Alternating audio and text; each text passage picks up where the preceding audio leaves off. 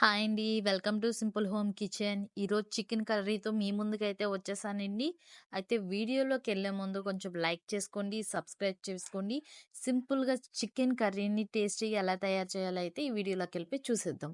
ఇప్పుడు నేను ఒక 2 ఆనియన్స్ తీసుకున్నానండి. వాటిల్ని కొంచెం బాగా కట్ చేసుకొని పొడుగ్గా పొయ్యి మీద ఆయిల్ పెట్టుకొని అందులో అయితే ఈ ఆనియన్స్ ఏసి బాగా డీప్ ఫ్రై చేస్తున్నానండి.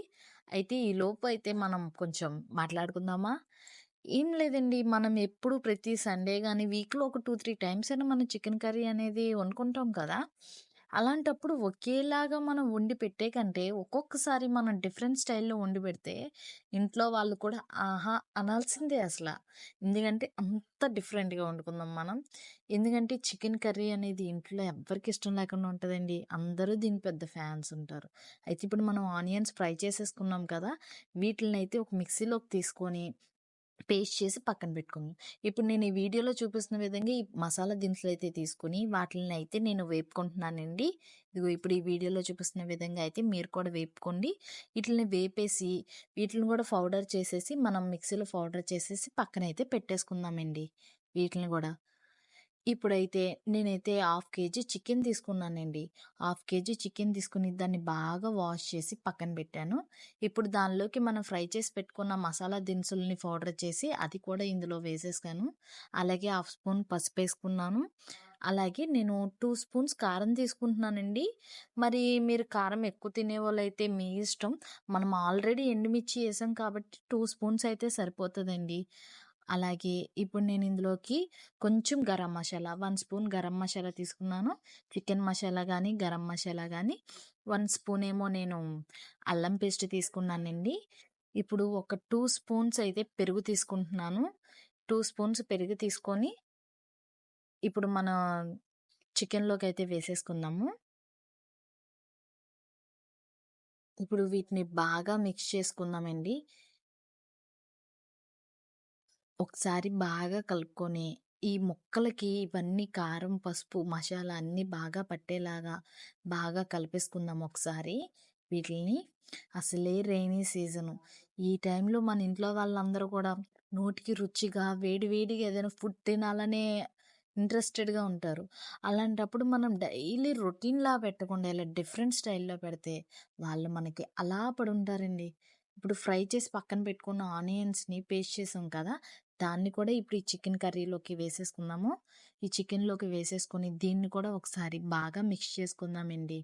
ఇప్పుడు వీడియోలో చూపిస్తున్న విధంగా మీరు 1కి 2 సార్లు బాగా కలుపుకుంటే మిశ్రమానికి బాగా అయితే పడుతుందండి. ఇప్పుడు బాగా మిక్స్ చేసేసుకుందాము.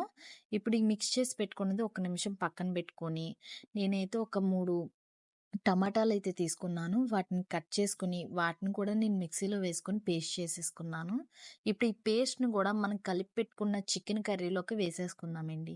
ఇది కూడా వేసేసుకొని, ఇది ఇంకోసారి బాగా మిక్స్ చేసేసుకుందామండి. మనం ఎంత బాగా కలుపుకుంటే ముక్కలకి అంత బాగా అయితే పట్టుద్ది ఇదంతా. ఇప్పుడు దీన్ని కూడా మిక్స్ చేసుకొని, పక్కన పెట్టుకొని, నేనైతే పొయ్యి మీద ఒక పాన్ తీసుకొని, అందులో సరిపడినంత ఆయిల్ తీసుకున్నానండి. ఆయిల్ తీసుకొని ఇప్పుడు మనం మిక్స్ చేసి పెట్టుకున్న చికెన్ అంతా కూడా మనం ఆ ఆయిల్‌లోకైతే వేసేద్దామండి. ఇప్పుడు ఈ వీడియోలో చూపిస్తున్న విధంగా ఇలా వేసేసుకుందాము. నేను ఆయిల్‌లో దీనికి ముందైతే ఏమీ ఎయలేదు. చూసారు కదా! పచ్చిమిర్చి గానీ, కరివేపాకు గానీ నేనేమి ఎయలేదు. డైరెక్ట్ మనం కలిపి మిక్స్ చేసి ఉంచుకున్న చికెన్ కర్రీని మాత్రం నేను డైరెక్ట్‌గా వేస్తున్నాను. ఇప్పుడు దీన్ని బాగా ఒకసారి కలిపేసి, దీన్ని మిక్స్ చేసి బాగా మూతైతే పెట్టేసుకుందామండి. చూడండి అసలు చూడ్డానికి ఎంత కలర్‌ఫుల్‌గా ఉందో. ఇంకా ఇది బాగా కుక్ అయిన తర్వాత తింటే ఉంటది. సూపర్ ఉంటదండి. ఆ టేస్టే వేరు. ఇప్పుడు దీన్ని మూత పెట్టేసుకుందాము. ఇప్పుడు ఒకసారి చూద్దామండి. ఇంకా మన చికెన్ ఇంకా బాయిల్ అవ్వాలి కదా! ఒకసారి బాగా కలుపుకొని మూతైతే పెట్టుకుందామండి. మీరు నా రెసిపీస్ నచ్చినట్లయితే సబ్స్క్రైబ్ చేయడం మాత్రం మర్చిపోకండి. కొత్తగా ఛానల్ పెట్టాను. మీరందరూ సపోర్ట్ చేస్తారని ఎంతో ఎక్స్‌పెక్ట్ చేస్తున్నాను. సపోర్ట్ చేయండి మర్చిపోకండి. ఇప్పుడు మన చికెన్ కర్రీలో నేనైతే 2 స్పూన్స్ సాల్ట్ ఏసుకుంటున్నానండి. మీరు తగినంత అయితే వేసుకోవచ్చు. ఇప్పుడు 2 స్పూన్స్ సాల్ట్ ఏసుకొని దీన్ని బాగా మిక్స్ చేసుకుందాం ఒకసారి మళ్ళీ. ఇప్పుడు ఈ చికెన్ కర్రీలోకి నేనైతే కొంచెం అంటే కొంచెం వాటర్ తీసుకున్నానండి. మీరు తీసుకుంటే తీసుకోవచ్చు, లేకపోతే లేదు. అది పూర్తిగా ఆప్షనల్ మాత్రమే. ఎందుకంటే ఇలా కూడా బాయిల్ అయిపోద్ది. నేనైతే కొంచెం అయితే వాటర్ యాడ్ చేసుకున్నాను. ఇప్పుడు వాటర్ యాడ్ చేసుకున్న తర్వాత బాగా కుక్ అయింది కదా చికెన్ కూడా.